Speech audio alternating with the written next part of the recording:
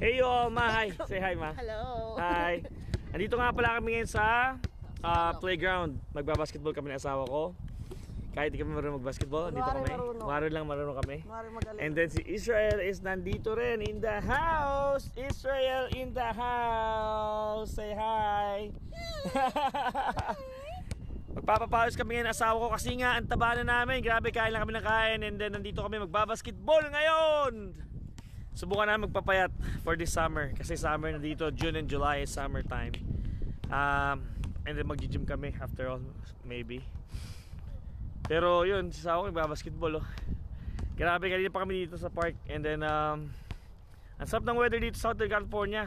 Actually parang nasa Pilipinas din.